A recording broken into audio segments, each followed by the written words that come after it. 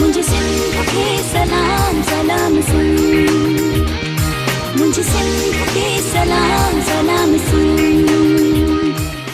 अस्सलाम वालेकुम ऐं भलीकार पिया चऊं अव्हां खे सलाम सिंध जी हिन सुहिणी मनमोहंदड़ रंगीन ट्रांसमिशन में ऐं मां तव्हांजो पंहिंजो मेज़बान आसिफ़ सियाल ऐं मूं सां गॾु आहिनि ऐं मां हाज़रा ख़ान। कीअं आहियो? सभु ठीकु आहियो? आसिफ़ तव्हां ठीकु आहियो? बिल्कुलु सेट। ॿ ॾींहं कीअं गुज़रिया था? ॿ ॾींहं तमामु आउटस्टैंडिंग, पर यार रेस्टलेस।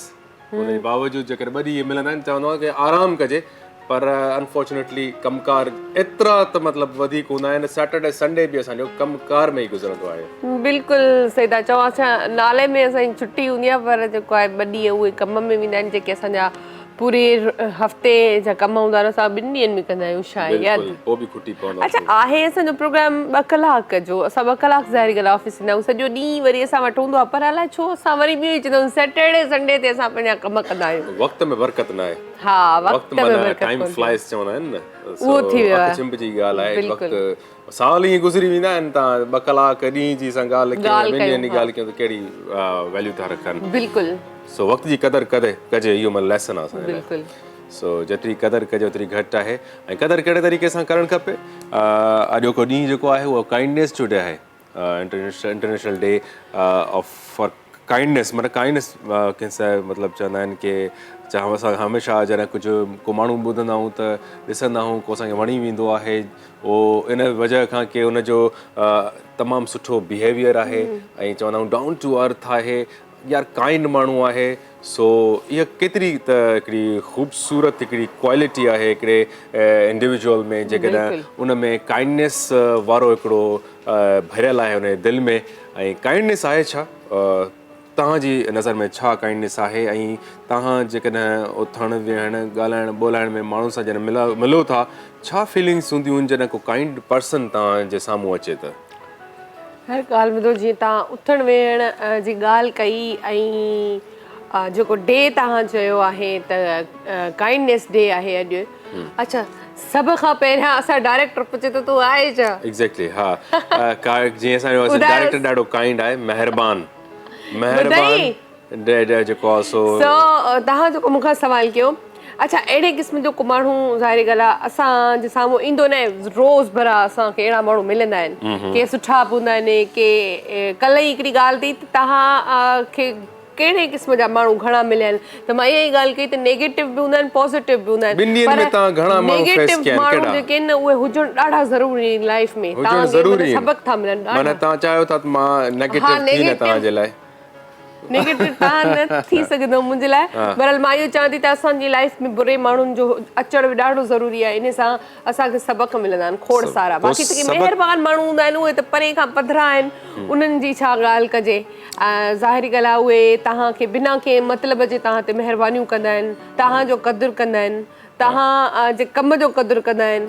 ऐं काफ़ी माण्हू जेके जीअं नेगेटिविटी जी अगरि ॻाल्हि कयूं त उहे त ईअं हूंदा आहिनि उन्हनि जे लाइ खणी सोन थी वञे माण्हू त बि उहे क़दुरु कोन कंदा आहिनि। अच्छा, उन्हनि जे लाइ वरी हिकिड़ो ॿियो डे बि आहे अॼु, ठीकु आहे? हिकिड़ो त अॼु काइंडनेस वारो डे आहे, ॿियो आहे मतिलबु बसि अॻु में चयो वेंदो हो की ब्लाइंड डे, ठीकु आहे? पर जेकॾहिं आहिस्ते आहिस्ते जेकॾहिं हिकिड़ो माण्हुनि में नयूं शयूं शऊर ईंदो वियो ऐं जेको आहे सो उनजी जेकॾहिं चवण जी कंहिंखे त माना ही इज़ अ ब्लाइंड, मतिलबु ही अंधो आहे, पर उनखे जेको आहे सो उन शइ खे, इन नाले खे जेको आहे सो रिजेक्ट कंदे पोइ जेको आहे सो इहो डिसाइड कयो वियो, जेके हिननि डे जेको आहे सो सेलिब्रेट जे लाइ फाउंडर आहिनि जेके हिन डे जो, उन्हनि चयो की माना इहा टर्म जेका आहे इहा सुठी न आहे, तव्हां ब्लाइंड डे चओ। माना ब्लाइंड डे चवणु मतिलबु थी सघे थो कोई मतिलबु अलाह साईं कंहिंखे इहा नेमत जंहिंखां वरिती आहे त उहो माना उन खां जेका खसियल नेमत उनखे जेकर तव्हां ब्लाइंड चओ ऐं माशरो जहिड़े तरीक़े सां चवंदो आहे उनजो त काइंडनेस जो त किथे तालुक ई न आहे, ठीकु आहे? असां काइंडनेस जी ॻाल्हि कयूं, जेकर काइंड थियणो आहे त उन्हनि खे उन्हनि जे लाइ टर्म यूज़ करणी आहे a person with different ability, ठीकु आहे? माना जेकॾहिं पर्सन विथ डिफरेंट एबिलिटी जॾहिं चवंदासीं त उन माण्हू खे जेका असां ब्लाइंड न चऊं, पर हुन वटि इन जो मक़सदु इहो आहे की जेकॾहिं अल्लाह ताला उन खां काई नेमत खसे छॾी आहे, दैट मीन्स उन वटि का ॿी एबिलिटी आहे जेका उनखे जेको आहे सो जेको असां हाईलाइट कंदासीं त मतिलबु he is not a blind but a person with a different ability. बिल्कुलु, ऐं वाक़ई में ई जीअं तव्हां ॻाल्हि कई त अलाह साईं अगरि उन्हनि खां हिकिड़ी नेमत खसे थो त उन्हनि खे उनजे बदिले खोड़ सारियूं नेमतूं ॾिए थो। उहे जीअं सिंधी में चवंदा आहिनि न, सॼनि खां बि सॼा आहिनि। असां अखियूं हूंदे बि शायदि उहो सभु कुझु ना महसूसु करे सघंदा या ना ॾिसी सघंदा, जेके उहे अखियूं न हुजण जे बावजूदु या न ॾिसण जे बावजूदु बि हू ॾिसी सघंदा आहिनि, या उन्हनि में अहिड़ियूं शयूं क्रिएट करे असांखे ॾेखारींदा आहिनि जेके मुंहिंजे ख़्याल में त आम माण्हू बि नथो करे सघे। पर मां उहा ई ॻाल्हि पियो कयां कि जेका आम माण्हू जेको ॾिसंदड़ आहे, ठीकु आहे, हिकिड़ो माण्हू ॾिसे पियो न त उहो त ठीकु आहे ॾिसे पियो, पर जेकॾहिं तव्हां जेकॾहिं अराउंड ॾिसंदो न हीअ के पर्सन्स विथ डिफरेंट एबिलिटीज़ आहिनि जेके असां ब्लाइंड चवंदा आहियूं, पर मां इन जे करे इन नाले खे जेको आहे सो हाईलाइट कंदे उन्हनि जी जेको आहे ख़ासियत जे बारे में ॿुधायां पियो कि इन्हनि में तव्हां फाइंड कंदो इन्हनि जा सेंसिस जेके आहिनि, इन्हनि जा सेंसिस जेके आहिनि आम ॾिसंदड़ माण्हू खां कई गुना ज़्यादा जेको स्ट्रॉन्ग हूंदा आहिनि। इन्हनि जी जेका एसाबी जेका लेवल हूंदी आहे, जेका चवंदा आहिनि ब्रेन जेको न्यूरॉन्स हूंदा आहिनि, इन्हनि जा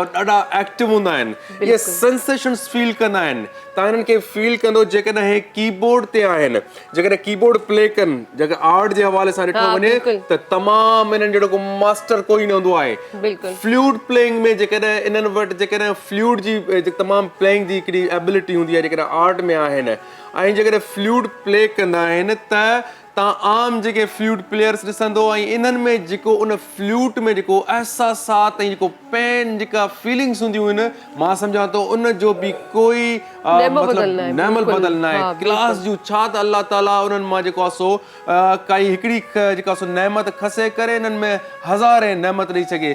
पर जेकॾहिं काइंडनेस जी ॻाल्हि कजे, जेका काइंडनेस जी चइजे, महिरबानी जेकी हुजे, सेंसिटिविटी हुजे, इन्हनि में तमामु माना कंपेशन जे हिसाब सां हे कमाल जी माना फ़राद आहिनि।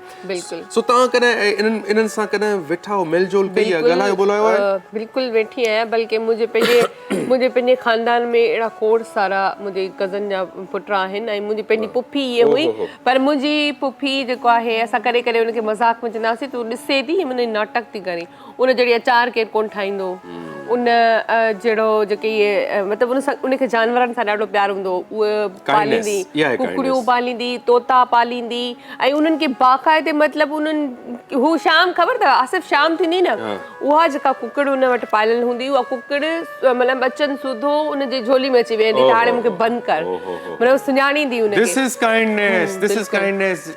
काइंडनेस सिखणी आहे त असांखे इतां इन्हनि खां सिखणी पए थी।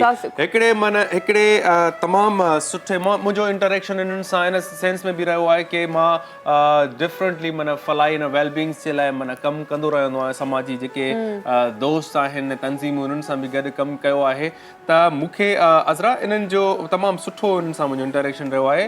त मां हिकु दफ़ो हिकिड़ो लॉयर हुजे, हिकु तमामु लिटरेट माण्हू हुजे, उहो डिफरेंट एबिलिटी सां हुजे, ऐं उनखां मां जॾहिं पुछा कयो त माना छा आहे तव्हांजो माण्हू एतिरा सारा आहिनि ऐं उहे कमु कनि पिया तव्हांजे लाइ, ऐं कुझु अहिड़ा माण्हू बि आहिनि जेके अलाह साईं उन्हनि खे सभु कुझु ॾिनो बि आहे पर तव्हांखे निग्लेक्ट कंदा आहिनि, त पोइ खिली करे चई तुंहिंजे सवाल में ई त जवाबु आहे। मां चयोमांसि कीअं भला? चए ॾिस हाणे सभु हिकिड़े माण्हू वटि हैसियत बि आहे, हिकिड़ो माण्हू जो साइट जेको आहे नज़र एॾी मज़बूत बि आहे, अलाह साईं पैसो बि ॾिनो अथसि, अलाह साईं नेमतूं ॾिनियूं अथसि, पर उहा नेमत कहिड़े कम जी? पर अंधो त उहो आहे, बिल्कुलु अखियुनि सां अंधो जेको आहे सो त उहो आहे न। मां त अंधो न आहियां, मूं में अलाह साईं जेकॾहिं इहा शइ क्वालिटी खसी आहे त मूं वटि एतिरो आहे त मां माण्हुनि जी मदद करण बि ॼाणां, मां माण्हुनि जो मतिलबु जेको आहे सो हुननि जे रहम बि आहे मुंहिंजे दिलि में। सो असल अंधा त उहे आहिनि जेके जिन्हनि जे हथ में सभु कुझु बि आहे पर पोइ बि जेको आहे सो अॻिते न वधंदा आहिनि, उहे ॾिसी न आहिनि सघंदा उहे सभु शयूं। ऐं वाक़ई में जीअं चवंदा आहिनि त हिकिड़ा माण्हू हूंदा आहिनि अकुल जा अंधा, ॿिया हूंदा आहिनि अखियुनि खां अंधा, त असां जेकी सॼा आहिनि जेके असां पंहिंजी अखियुनि सां अलाह साईं असांखे हर शइ हर नेमत खां नवाज़ियो आहे, पोइ बि असां उहे शयूं ॾिसी न आहियूं सघंदा, या वरी कॾहिं ॾिसंदा आहियूं त वरी असां इग्नोर करे छॾींदा आहियूं अहिड़ियूं ॻाल्हियुनि खे। अच्छा हू आसिफ तव्हां खोड़ सारा अहिड़ा ॾिठा हूंदा माण्हू जेके आवाज़ सां सुञाणे वेंदा आहिनि हिकु दफ़ो तव्हांजो आवाज़ हू ॿुधंदा वरी हू भले तव्हां सालनि खां पोइ उन्हनि सां मिलो पर हू तव्हांखे पंहिंजी आवाज़ मां सुञाणे वेंदा ऐं हिते तव्हां ॾिसो जेके सॼनि खां सॼा आहिनि उहे ॾिसी बि कोन था सुञाणे सघनि सही दलाइलमा जो हिकिड़ो तमामु बहितरीन कोटेशन आहे ऐं दलाइलमा त मुंहिंजो फेवरेट माना जेको आहे सो हिकिड़ो उन्हनि सां मुंहिंजी जेको उनसियत आहे मोहबत आहे उन सां ॾाढी दलाइलमा जो हिकिड़ो उहो मूंखे सैंग यादि थी अचे जंहिंमें चए थो की kindness is something that blinds can see and deaf can hear so सम्झई सही अंधा जेके आहिनि उहे काइंडनेस अहिड़ी शइ आहे की अंधा जेको आहे सो ॾिसी सघनि था बिल्कुलु ऐं ॿोड़ा ॿुधी सघनि था सो अहिड़े तरीक़े जो जेकॾहिं इहे काइंडनेस जॾहिं तव्हां आहे छा माना असां चवंदा आहियूं की यार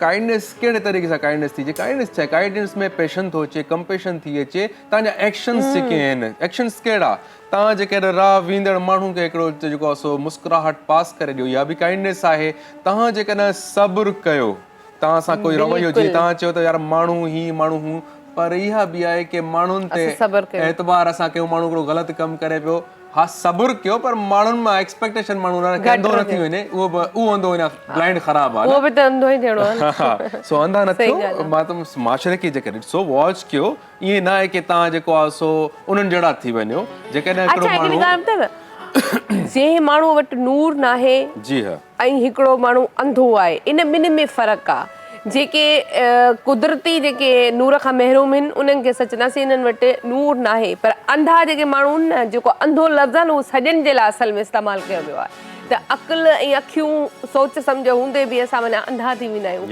इहो अंधो लफ़्ज़ जेको आहे न इहो असां जहिड़नि जे लाइ आहे जेको असां ॾिसी बि कुझु सम्झंदा कोन आहियूं हू त नूर खां महरूम आहिनि ऐं उहो कुदरत न आहिनि हिकिड़ो अलाह साईं जे तरफ़ां आहे त हिकिड़ी शइ खां हू महरूम आहिनि त जीअं आसिफ बार बार ॻाल्हि करे पियो त अगरि हिकिड़ी शइ खां महरूम आहिनि वाक़ई में त अलाह साईं हुननि खे खोड़ सारियूं नेमतूं ॿियूं बि ॾिनियूं हूंदियूं आहिनि ऐं हुननि जा मां त इहो चवंदी आहियां जीअं सेंस चइबो आहे त कंहिं सेंस सां तव्हां का ख़ुशबू जेको आहे पहचानियो या तव्हां कंहिंखे महसूसु कयो त हुननि में मतिलबु इलाही सारा सेंस आहिनि असां सिक्स सेंस त चई नथा सघूं खोड़ सारा सेंस आहिनि मतिलबु हू तव्हांजी आहट मां बि तव्हांखे सुञाणे वठंदा आहिनि त हीउ केरु आहे माण्हू या केरु रूम में आयो आहे हुननि खे एतिरी बि ख़बर पइजी वेंदी आहे पैसा केतिरा आहिनि केतिरा पैसा तव्हां हुननि खे ॾेई अगरि तव्हां ॿिया कुझु ॿुधाईंदव त पोइ सुञाणे वेंदा आहिनि त पैसा कीअं आहिनि कलरनि जी हुननि खे ख़बर पए थी ख़ुशबू जी हुननि खे ख़बर पए थी ऐं हिकु रूम खां ॿिए रूम ताईं कीअं था वञनि उहा कीअं थी उन्हनि खे ख़बर पए मतिलबु असां उहो ई मां जीअं ॻाल्हि कई आसिफ त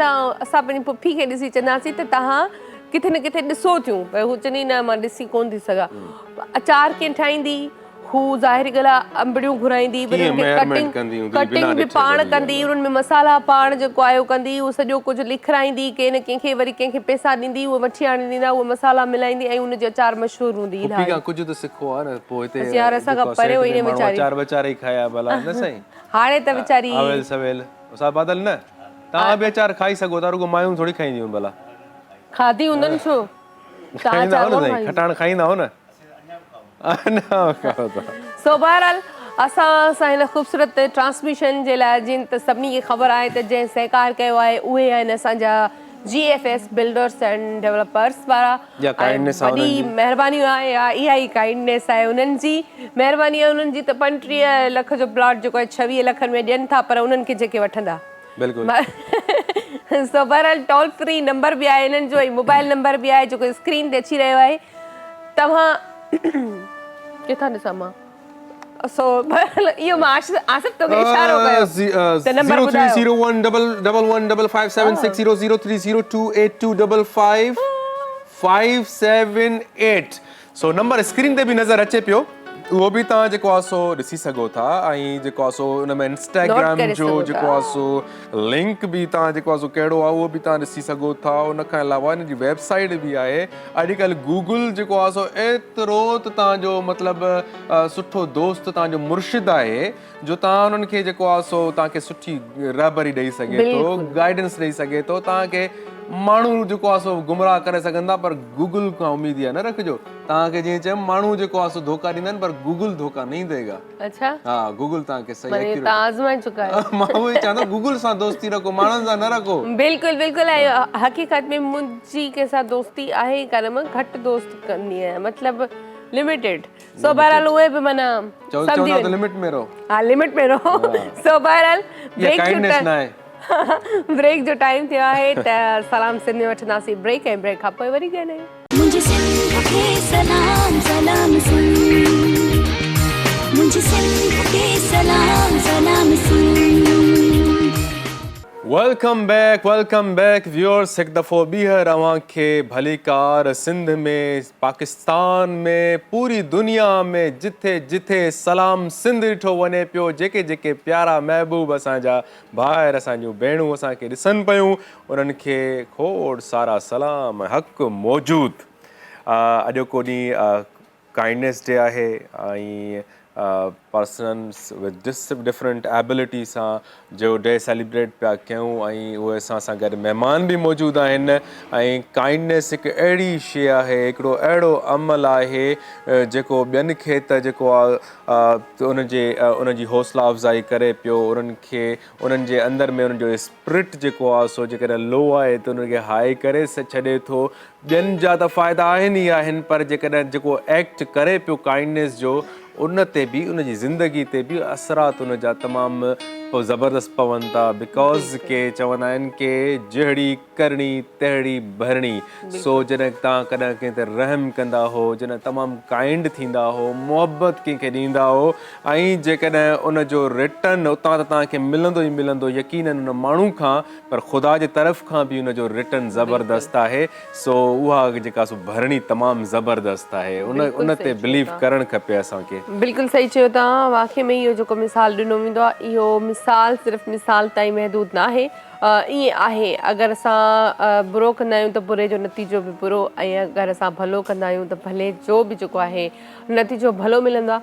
सो बहरहाल असां वटि गेस्ट बि मौजूदु आहिनि, ऐं अॼु जो जेको डे आहे international day of the blind, उन जे हवाले सां असां गेस्ट सॾ रहिया आहिनि।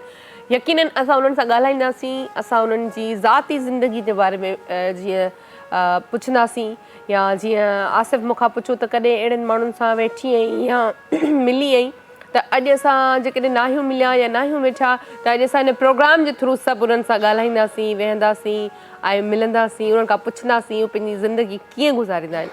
सो बहरहाल मुंहिंजी राइट साइड ते जेके आहिनि फैसल बलोच असां सां गॾु आहिनि, उन्हनि खे वेलकम कंदासीं। अस्सलाम वालेकुम फैसल, कैसे हैं? ठीक ठाक, बहुत शुक्रिया आप आए। ऐं उन जे भरिसां जेके आहिनि अमीनत ख़ातून असां सां गॾु आहे, उनखे बि असां वेलकम कंदासीं। अस्सलाम वालेकुम अमीनत। वालेकुम अस्सलाम। कीअं आहियो? ठीकु आहियो? ठीक ठाक। वॾी महिरबानी तव्हां आयो। ऐं जेको आहे तव्हांखे ख़बर आहे त असांजे प्रोग्राम में जेका जान हूंदी आहे उहा मौसीक़ी जी हूंदी आहे, त उन खे मौसीक़ी ख़ूबसूरत मौसीक़ी खे ॿुधण जे लाइ असां सां ज़ाहिद अली ज़ाहिद असां सां गॾु आहिनि, उन्हनि खे बि असां वेलकम कंदासीं। अस्सलाम वालेकुम। वालेकुम अस्सलाम।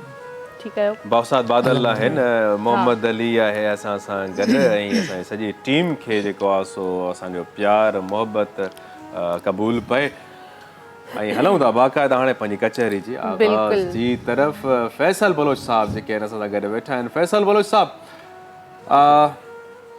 एक जो है हमारा जिस तरह से समाज है, ठीक है, उस पे पहले बात हम करेंगे। आज का दिन वो कहते हैं कि काइंडनेस का दिन भी है, ठीक है। और जब हमने ब्लाइंड डे की हमने बात की, तो मैं समझता हूँ कि काइंडनेस ऐसी चीज़ है जो आप को महसूस कर रहे होंगे, और आप वो समझो कि ना देखते हुए भी कहते हैं ना, वो कुछ और कुछ नहीं देख सकता, तो लेकिन काइंडनेस आप देखते भी हैं, आप महसूस भी करते हैं। तो आप मुझे बताएं कि सबसे पहले जिस तरह से हमने बात की कि आपके जैसे पर्सन्स हैं, उनके पास डिफरेंट एबिलिटीज़ हैं, लेकिन ये जो आपका जो है ना देखने वाली जो है नेमत जो है आपको अल्लाह ताला ने नहीं दी, ठीक है, तो ये समाज जो है हमारा, वो उनसे आपको किस तरह से जो है रवैये उनके जो आप फील करते हैं, आप थोड़ा सा बता सकते हैं हमें? अस्सलाम वालेकुम। सबसे पहले तमाम जो है नाजरीन और सामीन सिंध टीवी के उन सबको मेरी जानिब से अस्सलाम वालेकुम। उसके बाद सिंध टीवी का सबसे मैं पहले जो है सिंध टीवी का शुक्रगुजार हूँ कि उन्होंने ये मौका दिया कि मैं जो हूँ अपनी आवाज़ जो है वो पूरे सिंध बल्कि जहाँ जहाँ हमारे सिंध वासी रहते हैं, जहाँ जहाँ सिंधी बोलने वाले रहते हैं, उन तब तक मैं अपनी आवाज़ पहुँचा सकूँ और मोटिवेट कम से कम जो जो जितना जहाँ तक कर सकता हूँ वो करूँ।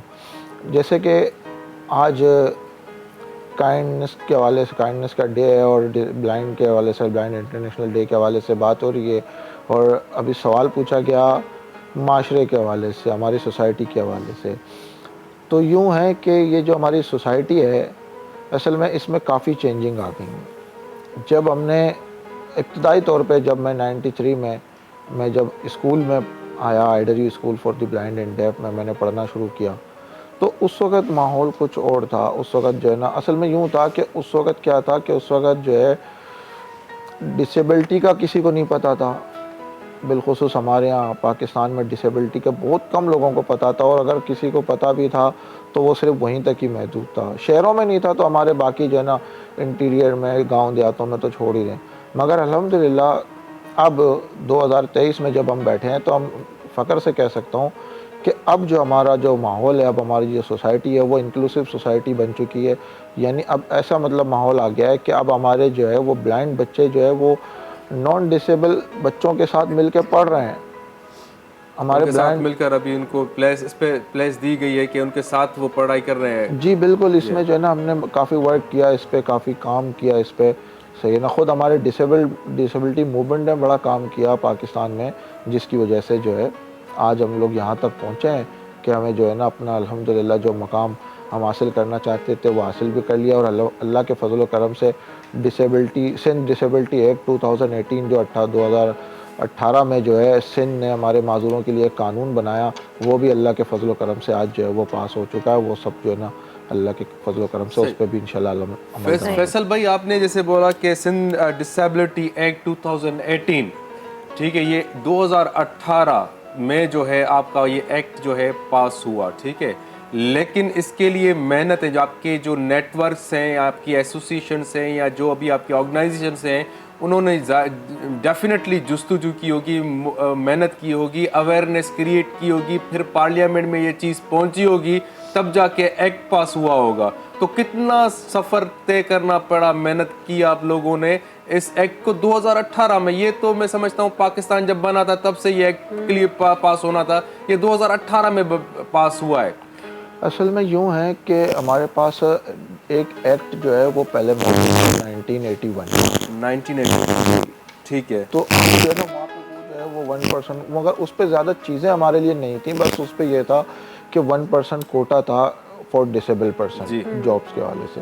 मगर अब जो दोबारा जब हमने काम शुरू किया 2018 में, हमने जब सिंध एक्ट बनाया, सिंध एक्ट बनाने के बाद आप अंदाज़ा कर लें कि 2023 तक हमें इनके रूल बनाने में लग गए। मैं खुद जो है ना उस कमेटी में मौजूद था जो सिंध गवर्नमेंट ने जो कमेटी बनाई थी, रूल्स ऑफ बिजनेस, मतलब वो जी बिल्कुल बनते हैं। जी बिल्कुल। तो उस रूल्स को बनाने में हमें इतना टाइम लगा, और उसमें हर चीज़ सिंध गवर्नमेंट का हमारा लिए अच्छा इकदाम है, उस पर मैं उनको अप्रिशिएट भी करता हूँ और मुबारकबाद भी देता हूँ। बहुत आला कि उनका एक अच्छा इकदाम था कि उन्होंने हर चीज़ जो डिसेबल के लिए, जो ब्लाइंड पर्सन के लिए जहाँ पे जो है ना कोई रुकावटें थी, उन रुकावटों को भी उनमें जो है ना ख़त्म करने की कोशिश की।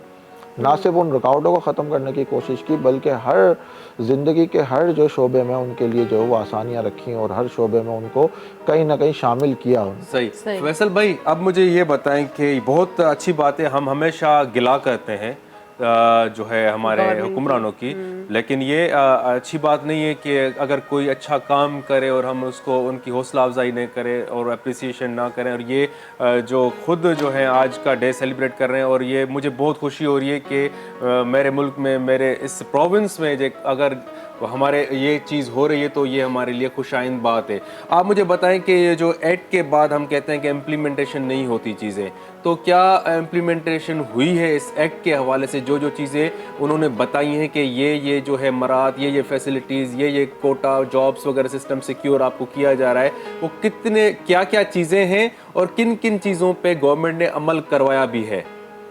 इसमें यूँ है ये एक्ट तो माशाल्लाह से एक जो है ना बहुत वसी जो है ना एक एक्ट है, जामे बिल्कुल जो है ना जी। एक एक्ट बनाया है इन्होंने, और इसके रूल्स जो है ना रूल ऑफ बिजनेस वगैरह तमाम चीज़ें हमने खुद इसकी डिज़ाइन की हैं, बनाई हैं।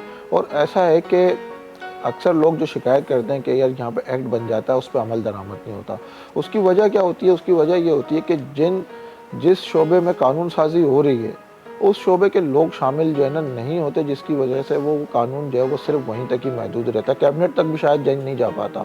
मगर यहाँ पे क्या है, यहाँ पे हमने जो है ना सिर्फ एक्ट को बनवाने में अपना किरदार अदा किया गवर्नमेंट के साथ मिलकर, गवर्नमेंट की भी खैर वो थी, मुखलिसी थी, उन्होंने हमें अप्रिशिएट किया, हमें जो है ना इस चीज़ पे उन्होंने कहा कि बिल्कुल ये होना चाहिए। फिर दूसरी बात यह है कि फिर आगे चल के हमने जो है बहुत सारे जो ना चीज़ें अभी गवर्नमेंट के साथ मिलके कर रहे हैं। उस पर कुछ चीज़ों में असल में यूँ हमें अभी तक कामयाबी नहीं हुई, क्योंकि अचानक जो है वो हमारे जो है वो निगरान सेटअप आ गया।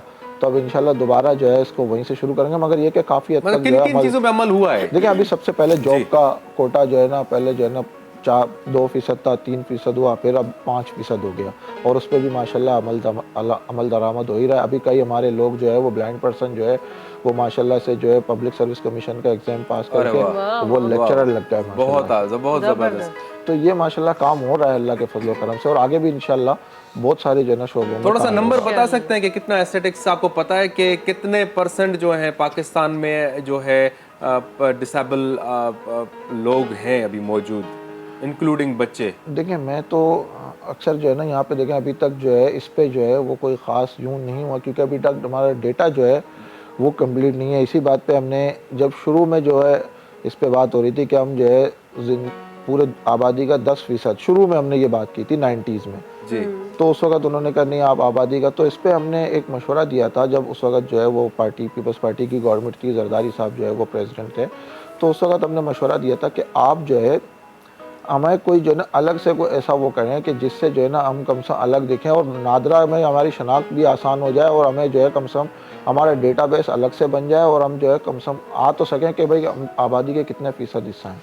सही। तो उस पर यह हुआ कि हमारा स्पेशल NIC बना। अब स्पेशल NIC के ज़रिए कम से कम हम जो है ना अल्लाह के फजल करम से अभी जो हम जितने लोग रजिस्टर्ड हैं उस पर हम फ़ख्र से कह सकते हैं कि हम आबादी के तकरीबन अगर माजूरों की बात करें, क्रॉस डिसेबिलिटी की बात करें, तो हम आबादी के तकरीबन 20 से 22% हैं। अच्छा 20 से जी। अच्छा अमीनत भी असां सां गॾु आहे त उन्हनि खां बि पुछंदासीं। सभ खां पहिरियां हिकु दफ़ो ॿीहर तव्हांखे वेलकम कयूं था, तव्हां आयो। अच्छा अमीनत जीअं फैसल ॻाल्हियूं करे पियो, तव्हां ॿुधो पिया पाण, पर तव्हां खां पुछंदासीं तव्हां छा कंदियूं आहियो ऐं तव्हां कीअं था मुआशिरे खे फेस कयो? कि हिननि ॿुधायो त तव्हां पंहिंजे बारे में कुझु ॿुधायो त तव्हां बि ज़ाहिरी ॻाल्हि आहे नंढपिण खां जेको आहे ईअं आहियो या पैदाइशी, त कीअं तव्हां फेस कयो आहे हिन वक़्त ताईं? माण्हुनि जा रवैया कीअं रहिया आहिनि तव्हां सां? बिस्मिल्लाहिर्रहमानिर्रहीम। सभ खां पहिरियों त मां ज़िला ख़ैरपुर ऐं तालुको गंबट मुंहिंजो तालुको आहे बेसिकली, ऐं असां ज़ात जा सहता आहियूं। ऐं 1995 में एडमिशन असां वरितोसीं अडेनियो school for the blind and deaf नुमाइश पे। उतां मां तालीम हासिल कई, masters Karachi university position holder 2nd position, ऐं उन खां पोइ मां अलामा इक़बाल ओपन यूनिवर्सिटी मां BEd कयो। ऐं तक़रीबन 16 सालनि खां मां टीचिंग जे तदरीस जे शोबे सां वाबस्ता आहियां।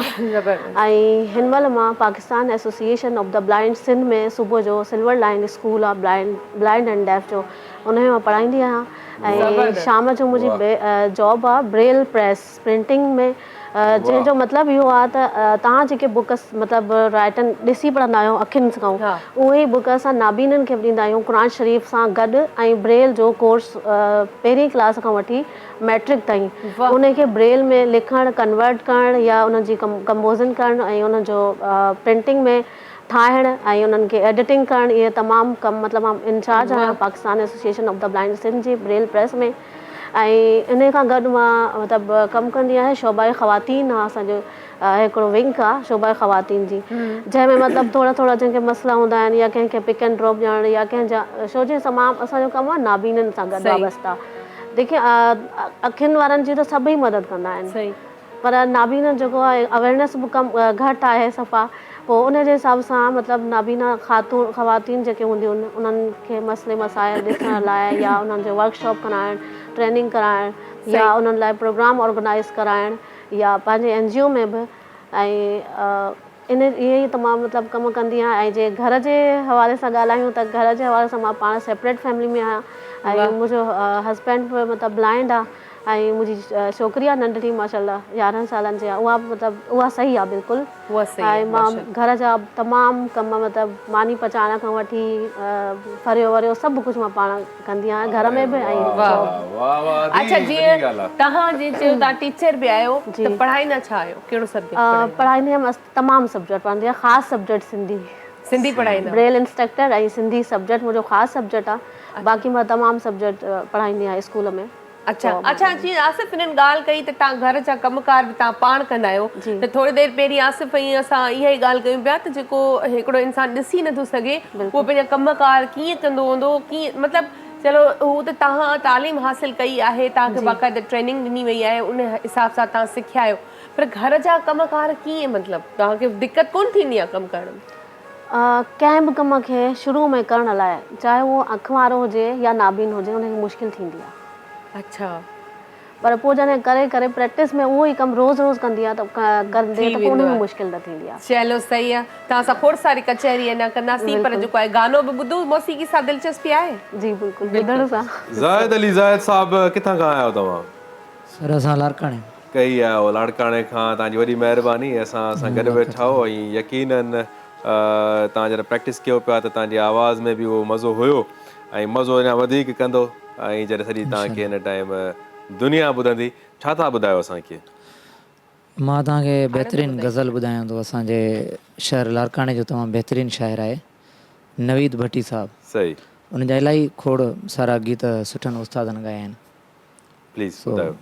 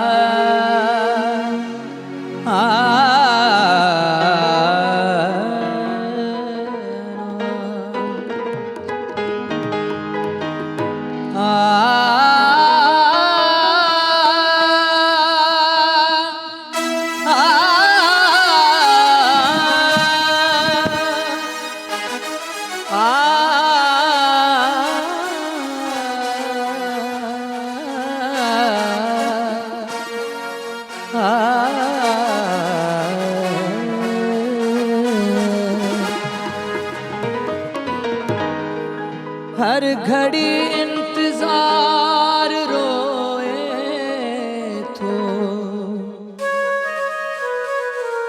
ॼणु घिटीअ में ॿार रोए थो।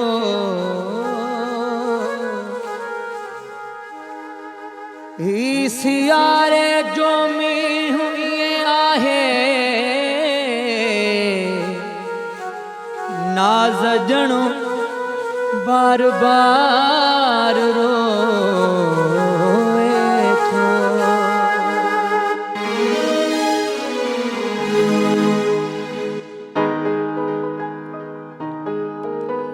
है थे नथो धार केरु समझाए, थे नथो धार केरु समझाए, दर्द खे यार केरु समझाए, दर्द खे यार केरु समझाए, थे नथो धार केरु समझाए, थे नथो धार केरु समझाए, दर्द खे यार केरु समझाए, दर्द खे यार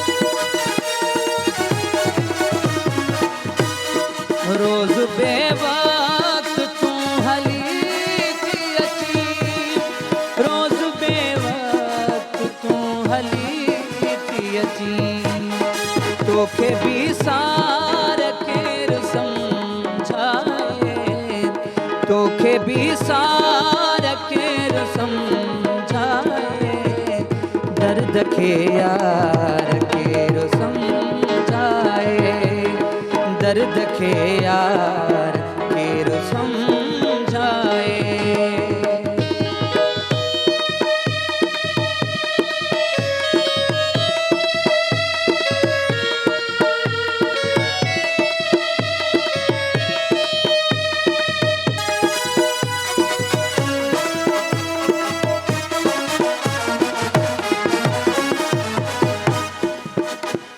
हिकिड़ो भेरो सभिनी हो सम्झायो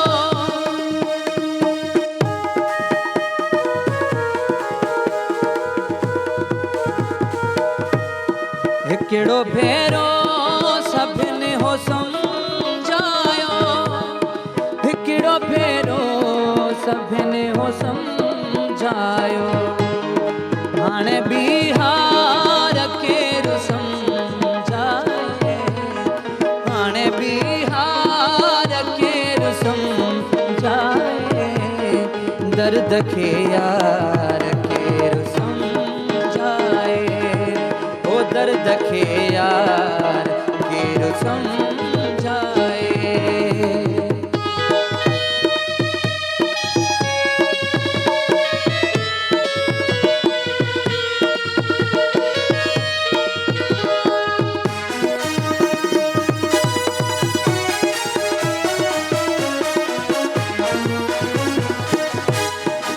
कहिड़े माण्हूअ पुठियां नवीद कयूं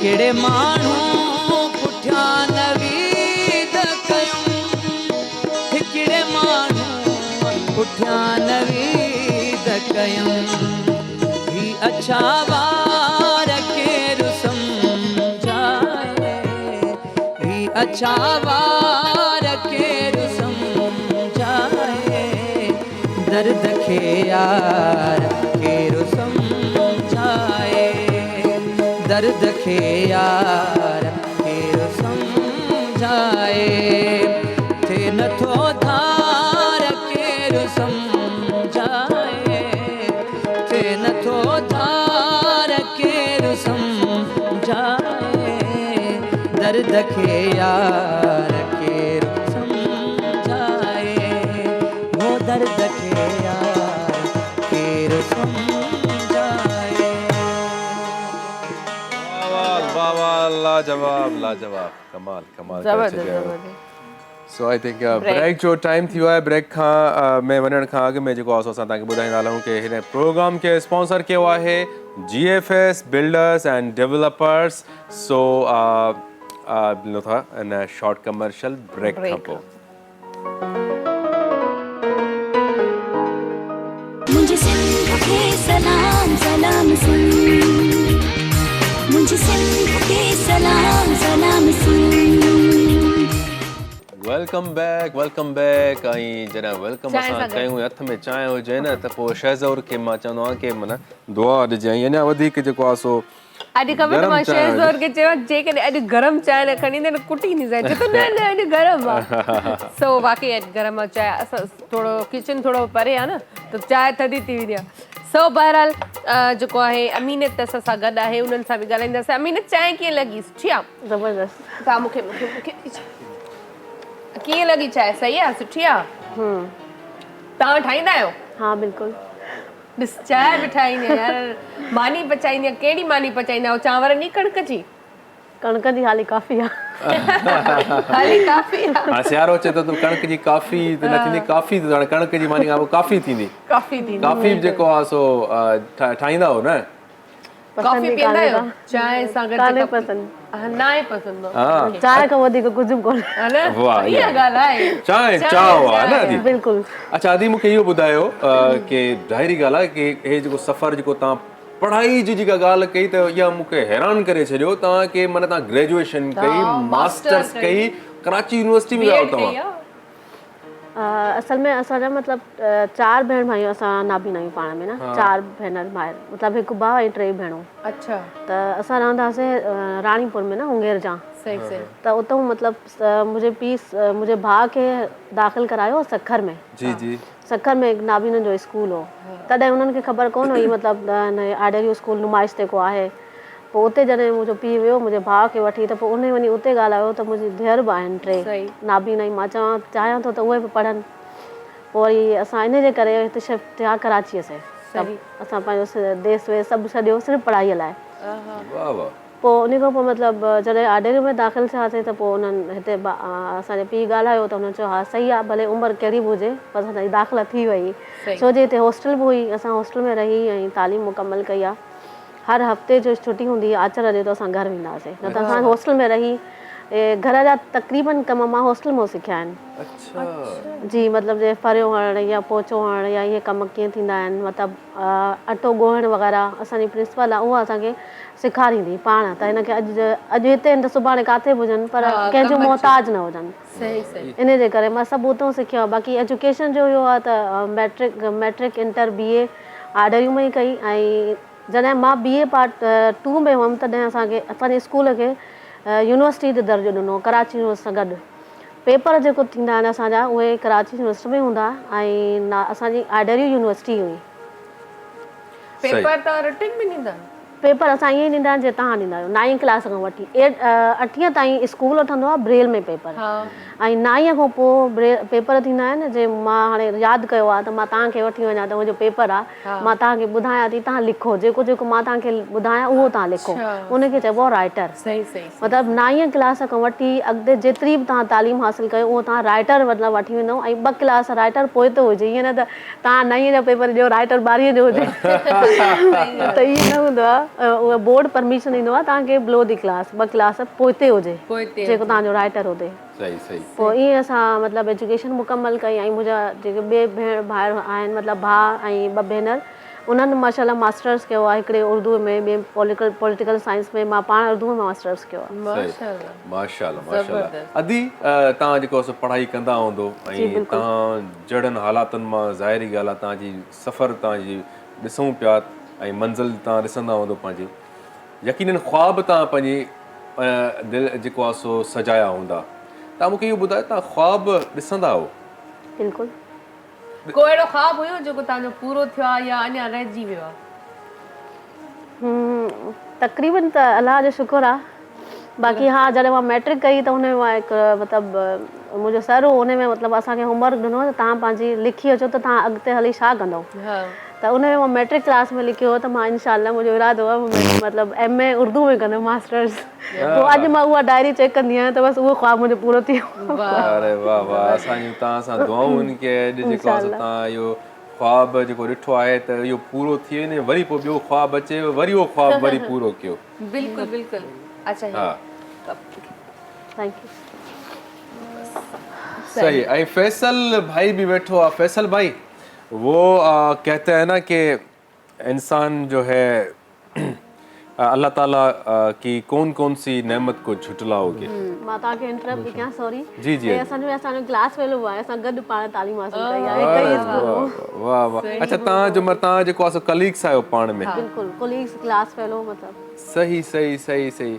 फैसल भाई आप जो है आप क्लास फेलोज रहे। जी बिल्कुल। तो आप क्या समझते हैं कि ये गर्ल्स जो है ज़्यादा इंटेलिजेंट है या बॉयज़ इंटेलिजेंट है? आजकल तो गर्ल्स है। मुझे लग रहा है कि ये बात वैसे सही है कि आजकल जो है वो गर्ल्स नहीं, जो है ना असल में ये है कि माशाल्लाह से जिस तरीके से हमने तालीम हासिल की, जैसे बताया ख़ुद जो है ना हमने तो खातून ने ख़ुद बताया कि हमने IW से तालीम हासिल की, एक साथ जो है ना हम लोग पढ़े। तो यूँ था कि माशाल्लाह तालीम मैंने देखा है कि बॉयज़ और गर्ल्स सब जो है ना अपनी, बस ये है कि आपको जो है ना मेहनत करवाने वाले जो है ना अगर उस्ताद मिल गए अच्छे, तो मैं समझता हूँ कि आप जो है ना बहुत मेहनत करोगे। जैसे इन्होंने की मेहनत की, सब कुछ किया माशाल्लाह से। बस ये है कि अभी जैसे मुख्तलिफ लोगों की जॉब्स वगैरह हो रही है, इसकी भी इंशाल्लाह ये है कि मैंने वो किए कि भाई कहीं ना कहीं से दुआ करते कि अल्लाह करे इनकी भी जो है ना किसी लेक्चरशिप में जॉब वगैरह हो जाए कॉलेज वगैरह में, अच्छा हो जाएगा, इनके लिए भी जो है ना बेहतर हो जाएगा। बिल्कुल। अच्छा, अभी जो है कुछ मतलब गवर्नमेंट की तरफ से कुछ मुआवजा मंथली वगैरह या कोई इंश्योरेंस की चीज, मतलब वो कुछ भी नहीं अभी हुआ? नहीं, अभी तक जो है ना इस पे काम शुरू नहीं हुआ इंशाल्लाह, मगर ये है कि बहुत जल्द इस पे जो है ना इंशाल्लाह हो जाएगा। अच्छा, आप उम्मीद रखते हैं? बिल्कुल उम्मीद रखते हैं कि इंशाल्लाह अगले साल इंशाल्लाह इसी दिन में अगर जो है ना कभी दोबारा मुलाकात हुई आपसे तो हम इंशाल्लाह आपको बहुत सारी चीज़ें बताएंगे कि ये तमाम चीज़ें शुरू हो जाएंगी। उम्मीद दिलाई गई है या आपने खुद रखी? नहीं, असल में यूं है, लेकिन उम्मीद दिलाने वाले तो शायद बहुत सारी उम्मीदें दिलाते हैं, हाँ। मगर असल बात ये होती है कि हम देखते हैं कि हमारी अपनी मेहनत को किस चीज़ में कितनी है। सही। जो हमारी अपनी मेहनत होती है हम उस पर जो है ना अपनी उम्मीद को ज़्यादा बढ़ा देते हैं, बस इतनी सी है कि हम जो है ना जो मेहनत खुद कर रहे हैं हम उसी पे ज़्यादा यकीन रखते हैं, बाकी किसी की उम्मीद पे ज़्यादा यकीन जो है वो नहीं रखते।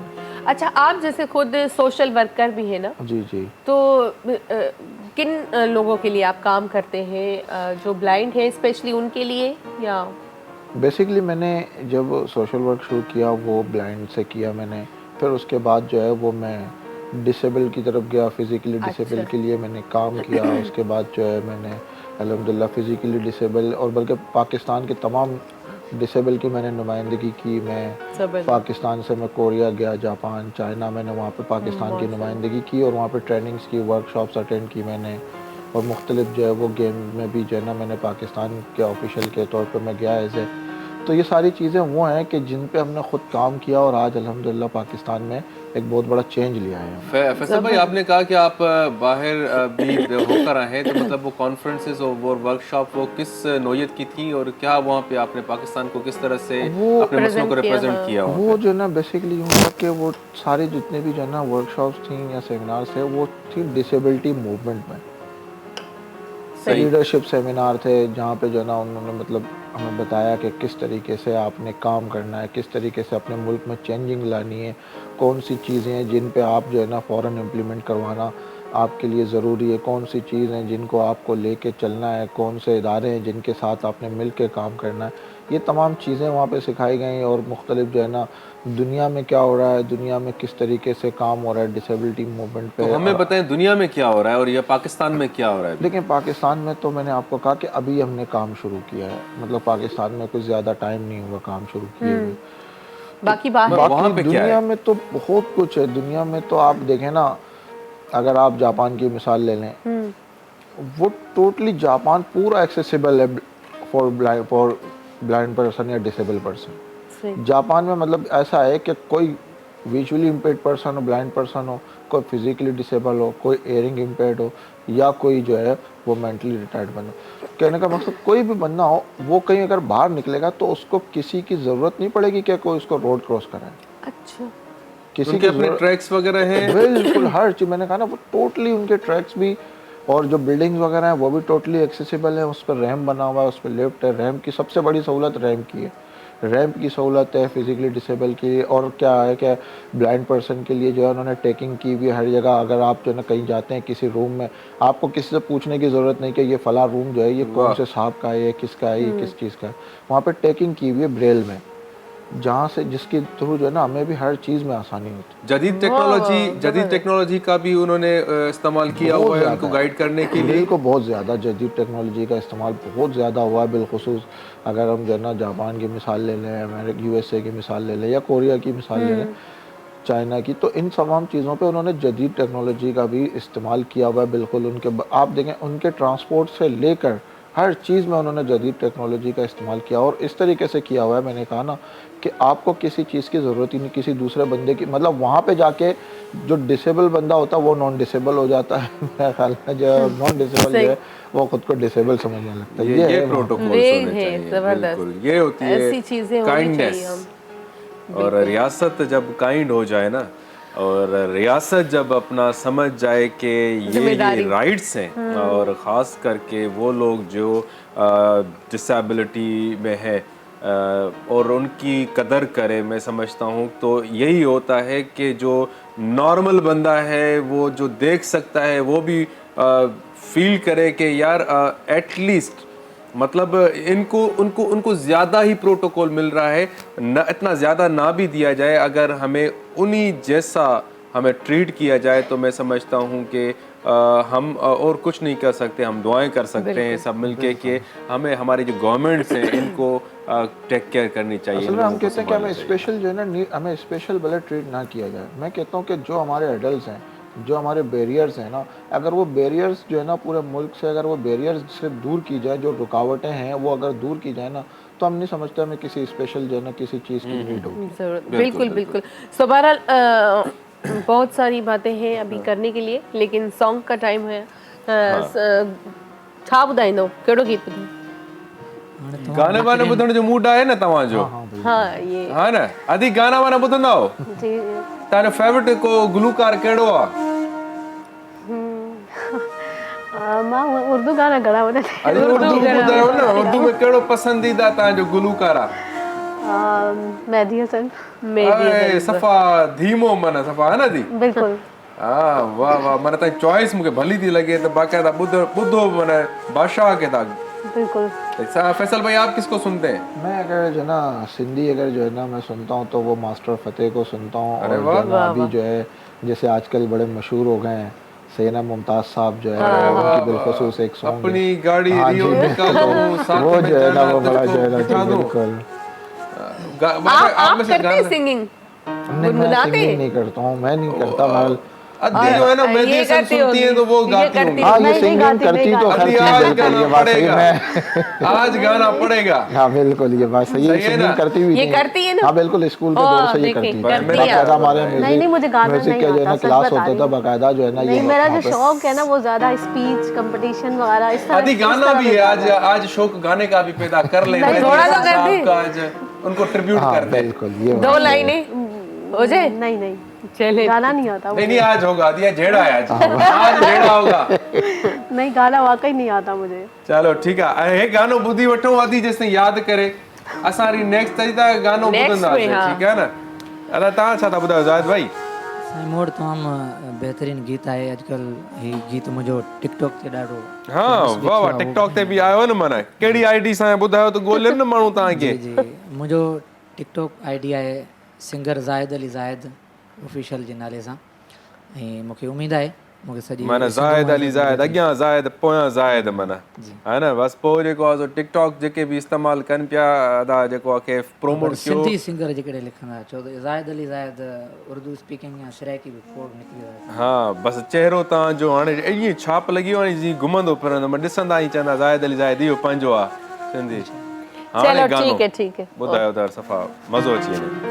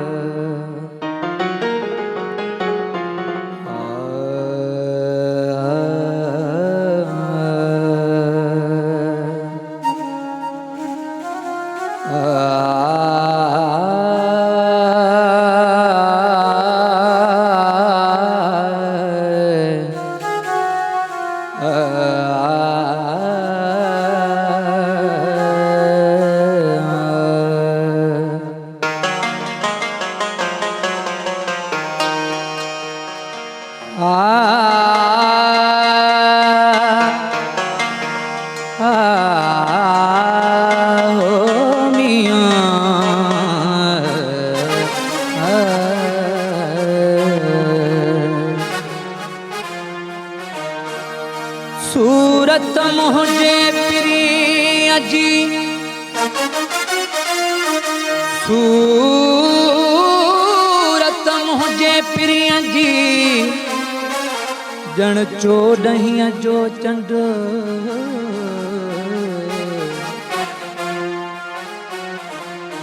मिसरी तोणे खंड मिसरी तोणे खंड मटु न तुझे मिठड़ा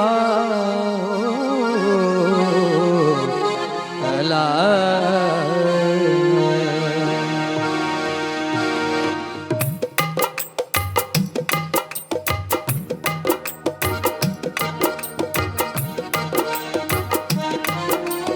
चंद्र अहिड़ी तरह तूं नाम नहणो तोखां वध सुहिणो मुंहिंजो सजणो चंड अहिड़ी तरह तूं हाँ मन हणो तोखां वध सुहिणो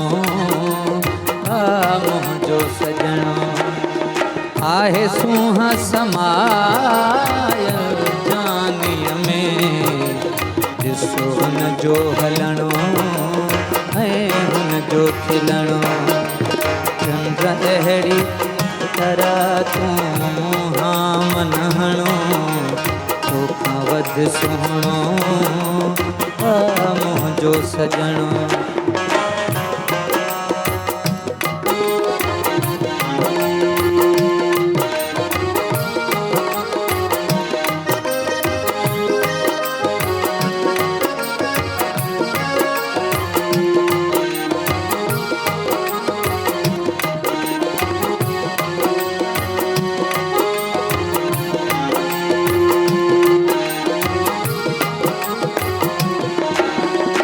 आयो फुर्सत में थसी पाण खुदा ॾिस छा तकरीअ जी आहे अदा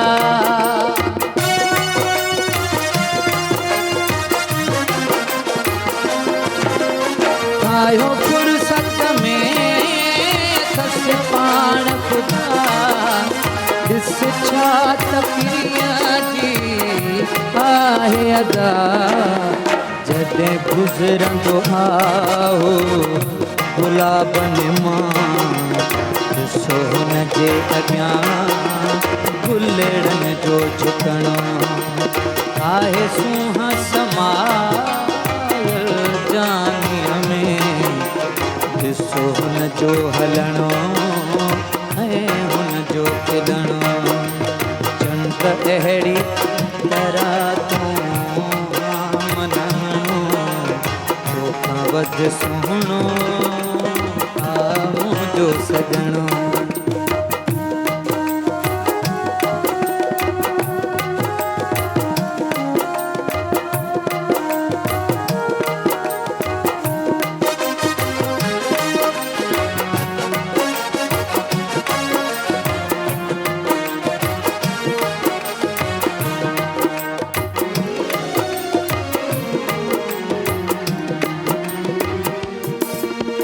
कर भेट भली तोसां नीत आहे हूंदी हुन जी हमेशा जीत आहे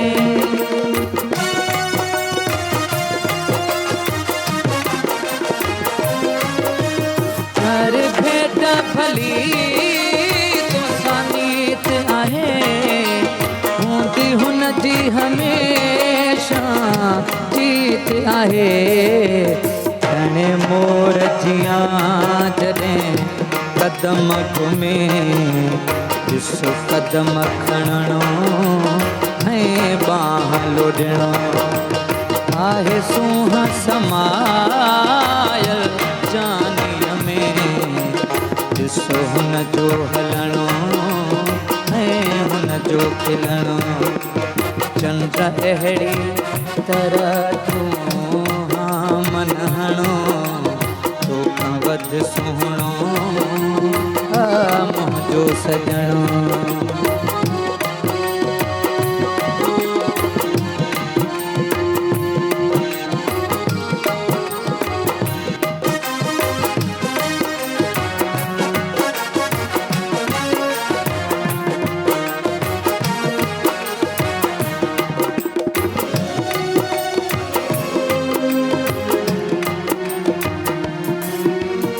थियो अकबर चांडिया राज़ी खुदा खपे यार सिवा ॿियो मूंखे छा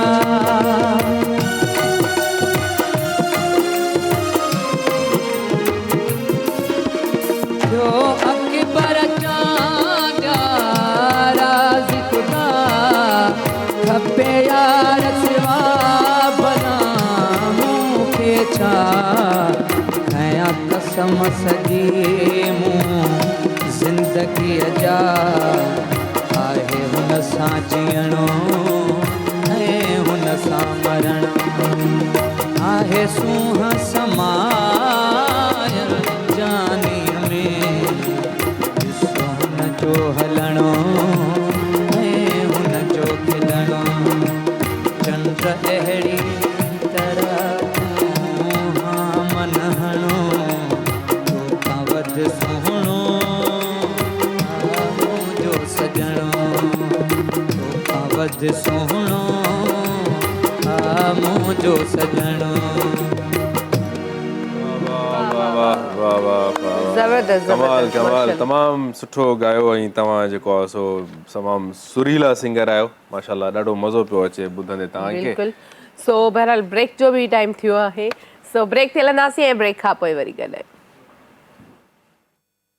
मुझे सिंध के सलाम सलाम सुन मुझे सिंध के सलाम सलाम सुन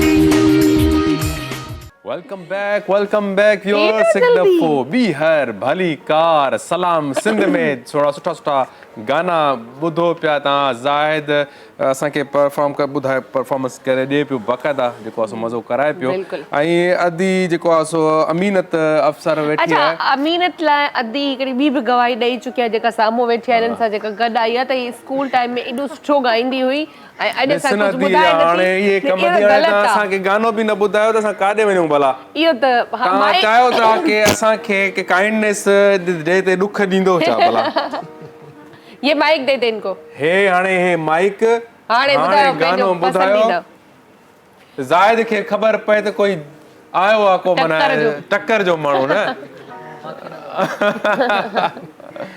मूंखे हूअं सच में गाना कोन ईंदा आहिनि मां ॻाईंदी बि कोन आहियां पर असांजे स्कूल जे हवाले सां हिकु डॉक्यूमेंट्री ठही जी, जी। उन में गानो लिखियो आहिनि ऐं उहो मतिलबु तमामु नाबीननि जी मतिलबु नाबीन कीअं ॾिसंदा आहिनि या कीअं पढ़ंदा लिखंदा आहिनि या उन्हनि जी ज़िंदगी कीअं आहे उन जे बारे में थोरो मतिलबु मां तव्हांखे कोशिशि कंदमि पर मूंखे आयो उन्हनि खे डेडिकेट कयो न जे तव्हांजा जेको आहे सो माण्हू ॾिसंदा हूंदा तव्हांखे उन्हनि जे लाइ कुझु तमामु जेतिरा बि मतिलबु डिसेबल आहिनि डिसेबल न डिफरेंटली एबल तमामु उन्हनि लाइ डेडिकेट कयां थी ऐं हिन जो उर्दू गानो आहे मतिलबु हिन जो नालो आहे छोटी सी दुनिया ठीकु आहे ओके बाक़ी मूंखे ॻाइणु कोन ईंदो Music वरी हुजे?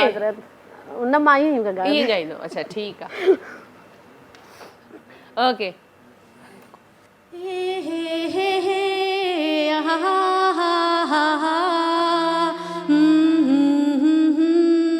ला ला ला ला ला ला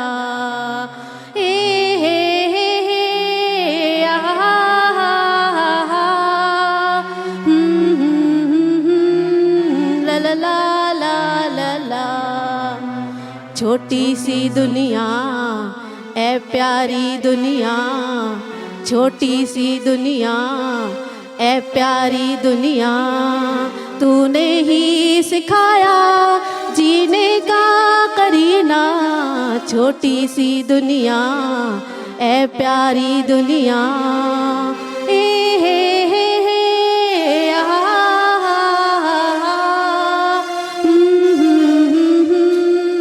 ला ला ला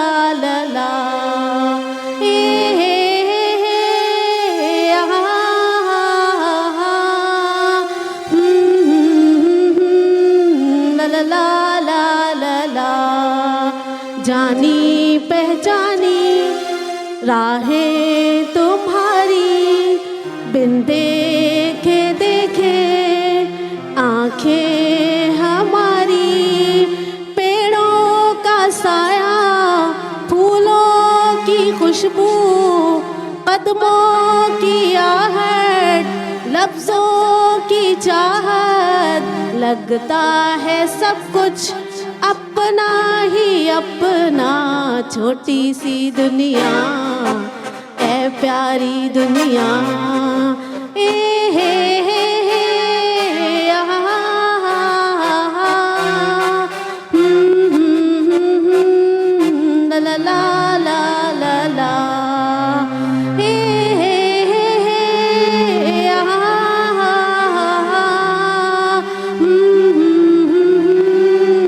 ला ला ला ला ला तूने दी कुव्वत इल्म की दौलत मेहनत से अपनी बदलेंगे किस्मत जहाँ भी जाए, दिल में हमेशा याद रहेगा तेरा ज़माना, तेरा तराना। छोटी सी दुनिया ऐ प्यारी दुनिया।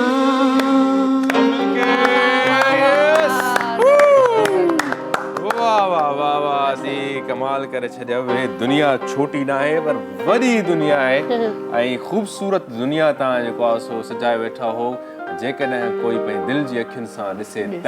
ऐं फैसल भाई जे मूंखे लॻे पियो गानो त हर कोई ॻाईंदो आहे, मूंखे लॻे थो तव्हां को स्पोर्ट्स में बि तव्हां मास्टर आहियो या बॉक्सिंग वॉक्सिंग जेको आहे सो उन में कुझु किथे लॻे थो। हा बॉक्सर वॻो था तव्हां मूंखे आए ही नहीं कुछ नहीं, मैं जो ना खेलों से जो ना असल में क्या था कि ये है कि खेलों को देखने के सुनने के हद तक जो है ना दिलचस्पी है। और क्रिकेट जो है एक ज़माने में क्रिकेट खेलते थे, खैर अब तो खैर वो भी नहीं खेलते।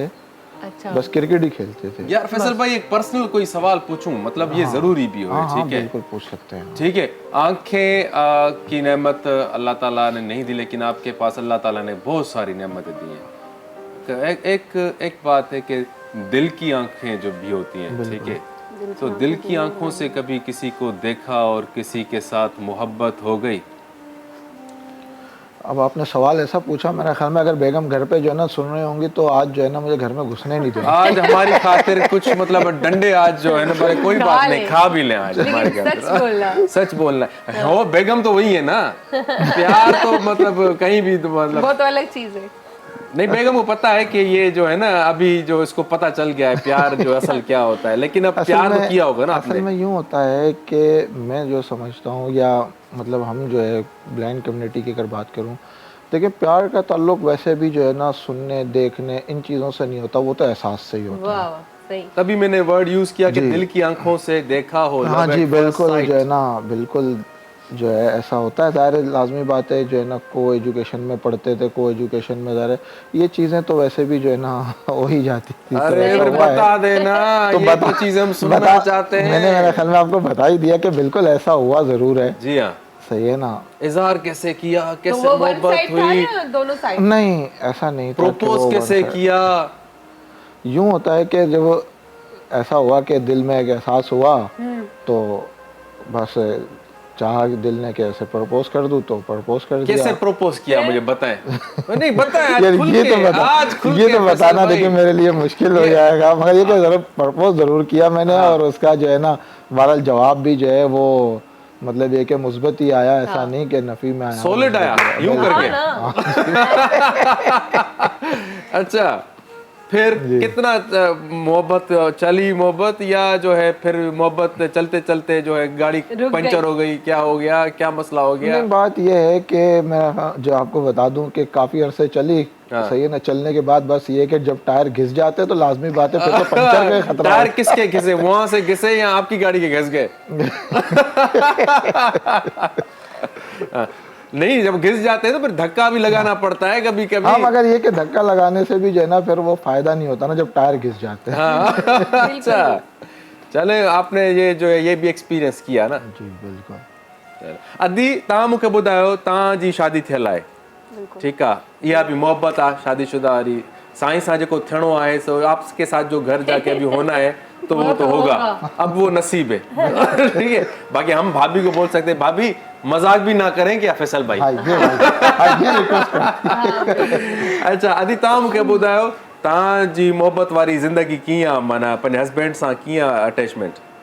सही आहे, बिल्कुल परफेक्ट आहे, तने हले थी पई। हाँ, ॿार घणा अथव? हिकिड़ी नंढड़ी आहे। नंढड़ी? अच्छा, उहा भी मतलब उहा सही आहे? सही आहे बिल्कुल, माशाल्लाह माशाल्लाह। अच्छा, उहा तव्हां उनजी एज छा आहे? तकरीबन 11 साल आहे। 11 साल। अच्छा, तव्हांजे लाइ केतिरी सपोर्टिव आहे, कीअं पिया सम्झो तव्हां? माशाल्लाह इलाही मतलब असांजे लाइ सपोर्टेड आहे। मां पाण उनखे शयूं मतलब सेखारींदी आहियां, कमु घर जो बि। ऐं माशाल्लाह जी बिल्कुल 6वीं क्लास में आहिनि मतलब। बेहतरीन बेहतरीन। अच्छा, उहो मन तव्हांखे कहिड़े तरीक़े सां आहे त हुनजी एज नंढी पर हुनजा एहसासात तव्हांजे लाइ कीअं हूंदा आहिनि, कहिड़े तरीक़े सां तव्हां सां अटैच आहे? हल रस्ते में वेंदा आहियूं या का पत्थर अचे या कुछ पानी हुजे या कुछ भी हुजे खॾो खुॾो त वो पहिरियों ई ॾसींदी आहे मम्मा इधर से माशाल्लाह परफेक्ट गाइड कंदी आहे। अच्छा उर्दू ॻाल्हाईंदी आहे छा भला?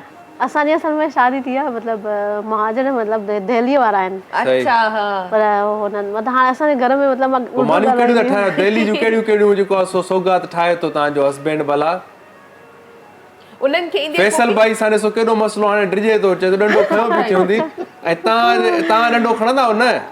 न मां अञा त कोन खयो आहे। हाणे दिल्ली वारो एॾो सही फूड जो खज़ानो हूंदो। मां पचाईंदी दिल्ली वारा मानियूं आहिनि मतिलबु जेतिरा बि खाधा हूंदा असांजा बिरयानी या चिकन पुलाव मटन पुलाव शामी कबाब कोरमा कढ़ाई इहे असांजे सिंध में न हूंदा आहिनि। सिंध में असांजो हूंदा बोड़ मानी बसि।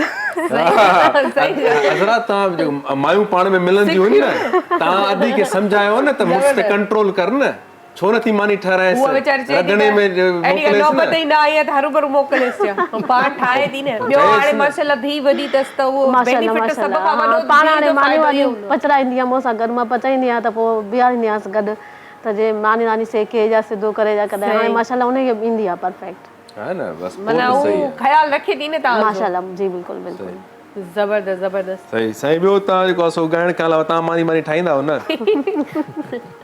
माइक त ॾेसि मां ॾिसो हाणे ज़िंदगी जो हिसो आयो मानी ठाहिण हर हवाले सां हा मुंहिंजी बि शादी थियल आहे माशाल्लाह। तॾहिं त सही ॻाल्हि आहे इहो ज़िंदगी जो हिसो शादी खां पोइ थींदो आहे है न? त जेकॾहिं हिकु तरफ़ो मोहबत हुजे त उहा शादी बि नथी हले। हिक ॿिए खे सम्झणु तमामु बहितर हिकु तरफ़ो मोहबत हुजे त वाक़ई न हलंदो पर हिकु तरफ़ो मानी जेकर ठहे त पोइ को मसइलो न आहे थी वेंदो आहे मोहबत में हर शइ थी वेंदी आहे। हा कॾहिं कॾहिं त बसि पोइ थावनि खे बि अथण मुंहिंजे वॾे भाउ जो घर ई मुंहिंजो माना थोरो दीवारी आहे हिन साइड वॾे जो आहिनि पोइ ओॾो जॾहिं असांजूं भाइटियूं आहिनि उहे ॾिसनि चाचा तूं हे थांव खणी थो ॾींसि वग़ैरह वग़ैरह मां चयो भाउ को मसइलो न आहे हिते हाणे फनकार थोरा ई घर आहे त पोइ हिते सो इहो थी वेंदो घर में कहिड़ी फनकारी कयूं सॼी फनकारी निकिरी थी वञे है न? हिननि खे धमकी जेके सिंगर्स आहिनि हिन में इंक्लूड तव्हां त हिननि खे धमकी इहा मिलंदी आहे त हिते फनकारी कोन हलंदव हिते फनकारी असां फनकारी कंदा बि न आहियूं कॾहिं महसूस बि न कयो असां हिते फनकार आहियूं। मां सम्झंदो आहियां त इहो दर्द जेको आहे तव्हांजी आवाज़ में आहे इहो ई दर्द आहे जेको घरां खणी अचो असां हिकिड़ो ठीको खयोंसीं त हुनखे ज़ाहिरी हा ये तो है पर शुक्र अल्हम्दुलिल्लाह ज़िंदगी तमामु शादी वारी ज़िंदगी मतिलबु इहा माण्हू जेकॾहिं पंहिंजे पार्टनर सां जेको आहे सो हुनजी हेल्प करे असिस्ट करे माण्हू त ताना ॾींदा रहंदा आहिनि यार कहिड़ो माना जेको आहे सो मुड़ुसु माण्हू आहियूं असां वेंदा आहियूं घर में त हीअं हूंदो आहे हूं हूंदो आहे इहो वरी मुड़ुसु माण्हू सम्झंदा आहिनि त वॾो कमु था कनि ऐं जेकॾहिं वरी वाइफ जो सपोर्ट करे ऐं मोहबत इहा ई आहे की हुनजी हेल्प करे हुनजो वॾो माना हिकिड़ो कंट्रीब्यूशन आहे तव्हांजा ॿार बच्चा पालण में तव्हांजे जेको मां सम्झां पियो असां एतिरो न आहियूं ठीकु आहे ॿाहिरि कमकार कयूं पिया मर्द पर औरत जो वॾो हिकिड़ो रोल आहे तव्हांजी ज़िंदगी में ॿारनि जी परवरिश में असांजे वाल साहिब जी असांजे घणी महिर हुई अलाह साईं हुनखे जन्नत नसीब करे कॾहिं कॾहिं जहिड़ो थींदो घर में नॉर्मल तरीक़े सां लफ़्ज़ी पोइ वाल साहिब अञा असांखे चवंदो त बाबा तव्हां त वञो था ॿाहिरि मिसाल घुमी फिरी अचो था कुझु कमाए अचो था पैसा ॾो खड़ो या यार दोस्ताना गपशप थी थो वञे हीअ त वीचारियूं हिते आहिनि न सॼो ॾींहुं घरनि में त हिननि खे इहो वरी तव्हां ते फर्ज़ु आहे त वरी जेॾी महिल अचो त हिननि खे अहिड़े तरीक़े सां मुतमिन कयो ताकी हिननि जो हिकिड़ो साईं अहिड़ा सोरा माना मायुनि खे मिलनि त माना वॾी ॻाल्हि आहे न हो वरी अहिड़ा सोरा आहिनि चए त माना कहिड़ी माई आंदी अथई माना असां कम ई कोन थी करे हीअ नथी करे हू नथी करे पर अहिड़ा सोरा आइडियल सोरा आहिनि जेके माना पंहिंजे नोह खे धीउ सम्झी करे हलाइनि पिया ऐं तूं अहिड़ो सोरो थी जाए हा बिल्कुलु हुजणु खपे हर इंडिविजुअल खे माना जेको आहे सोचणु खपे जेका पंहिंजी धीउ जे लाइ जीअं सोचींदो आहे त ॿियनि जी धीउ बि जेका सो अचे पई त उनखे असां वाइंड अप जे तरफ़ हलंदासीं हाणे त मां चाहींदसि त तव्हां अदा खे गिफ्ट ॾियो अदा खे हे अदा GFS जी तरफ़ खां जिन्हनि असांजे प्रोग्राम खे स्पॉन्सर कयो आहे उन्हनि तरफ़ खां नंढड़ो गिफ्ट अदा ज़ाहिद जे लाइ क़बूल पए था तव्हांखे ऐं असांजो प्यारो भाउ फैसल जंहिंजी मोहबत जी गाॾी रुकिजी वई ऐं हाणे जेको आहे सो GFS बिल्डर्स जी तरफ़ खां अदा आहे फैसल साहब तव्हांखे जेको आहे सो गिफ्ट क़बूल पए ऐं अधी तव्हां बि जेको आहे सो मायूं पाण में ॻाल्हाईंदियूं आहिनि त जेको आहे सो मां तूं छा थी करे डंडो खण पंहिंजे मुड़ुस ते ऐं जेको आहे सो दिल्ली जा खाधा कटी के अथसि इहे रेसिपी रेमेडीज़ जेके बि अथसि कढोसि इहा ठीकु आहे न ईअं कोन हलंदव घर माना मज़े वारो मुड़ुस वेठो हुजे आराम करे बिल्कुल सो बहरहाल जो है टाइम बिल्कुल ख़त्म थी चुका है लगभग तव्हां सभिनी जी वॾी महिरबानी फैसल भाई आपका बहुत शुक्रिया तव्हांजी अमीनत तव्हांजी वॾी महिरबानी तव्हां आयो अदा ज़ाहिद तव्हांजी महिरबानी आई टाइम बिल्कुल ख़त्म थी चुको आहे लास्ट में अदा ज़ाहिद का सॉन्ग ज़रूर ॿुधंदासीं पर जेको आहे जेके गिफ्ट हिननि ॾे विया आहिनि जेके गिफ्ट तव्हांखे मिलिया आहिनि GFS बिल्डर्स एंड डेवलपर्स वारनि जे तरफ़ां मिलिया आहिनि हिननि जी वॾी महिरबानी जिन असांखे हिन ख़ूबसूरत प्रोग्राम जे लाइ सहकार कयो आहे एॾियूं ख़ूबसूरत सहूलियतूं ॾिनियूं अथनि 35 लख जो प्लॉट जेको आहे 26 लखनि में आहे स्क्रीन ते नंबर तव्हां ॾिसी सघो था नंबर असां ॿुधाईंदा बि आहियूं बार बार ऐं जेको आहे नंबर तव्हां ॿुधायो आसिफ मूंखे तव्हांखे नंबर 0301115556 हिकिड़ो नंबर इहो आहे ॿियो आहे 0302825578 तो जेको आहे हिकिड़ो नंबर बिज़ी वञे छो जो तमामु रश लॻो पियो आहे GFS बिल्डर्स जे तरीक़ा कॉल्स ते जेकर नंबर बिज़ी आहे त ॿियो नंबर ट्राई कयो ट्राई कंदा रहो ऐं यकीनन जेको आहे सो जेकर कनेक्ट थी वेंदो त तव्हांखे जेकर संजीदा बायर्स आहियो सम्झो पिया की हाणे घर वठिणो आहे त बहितरीन प्लेस आहे तव्हांजे लाइ सो हाणे ज़ाहिद बा खां गानो वठंदे पंहिंजे प्रोग्राम जो असां इजाज़त बि वठूं सिंध सलामत साथ सलामत सिंध सलामत साथ सलामत ठीक ओके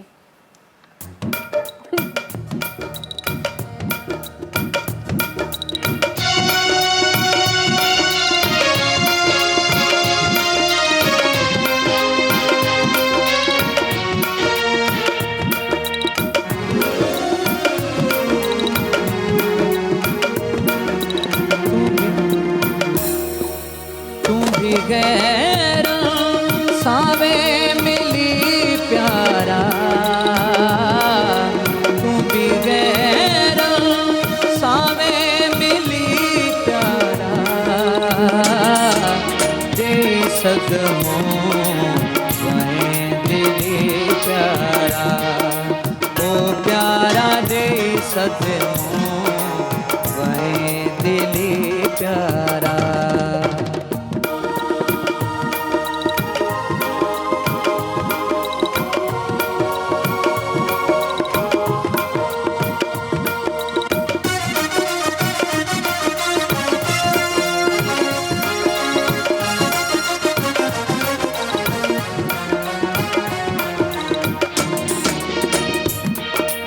अज दिसी मूंखे राई थो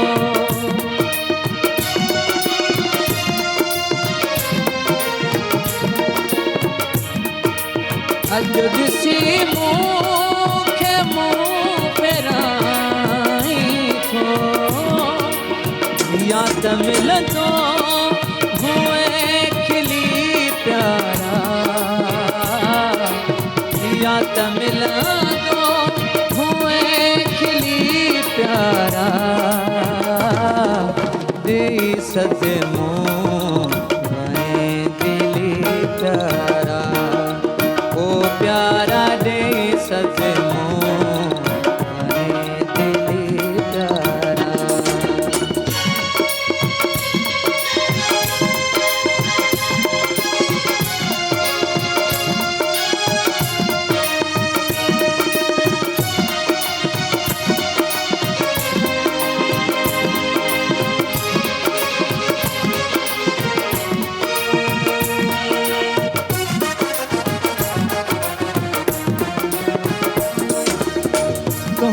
हथ गैर जे हथ में ॾिसी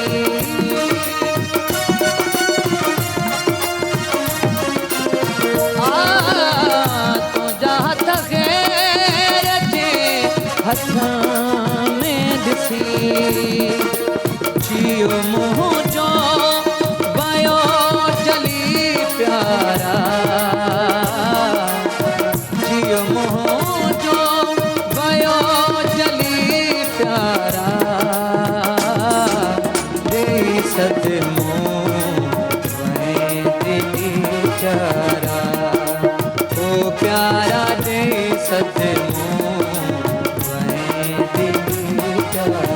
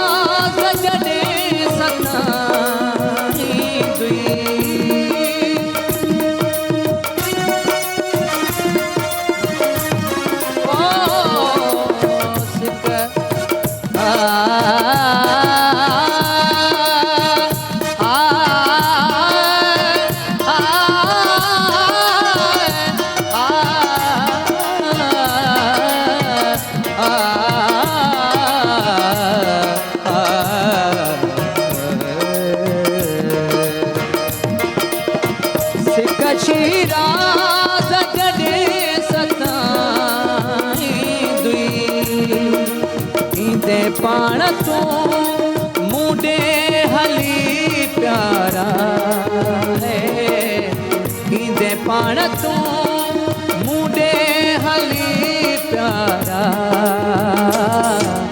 दे सदमो वै दिल प्यारा ओ प्यारा दे सदमो वै दिल प्यारा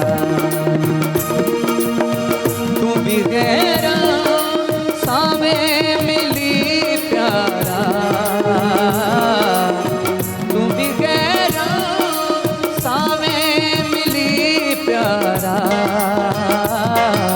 दे सदमो वै दिल प्यारा ओ प्यारा दे सदमो वै दिल प्यारा ओ प्यारा दे सदमो वै दिल प्यारा। मॉर्निंग शो सलाम सिंध जा तमाम एपिसोड्स ॾिसो हाणे HD क्वालिटीअ में। विज़िट करियो असांजो YouTube channel Sindh TV HD।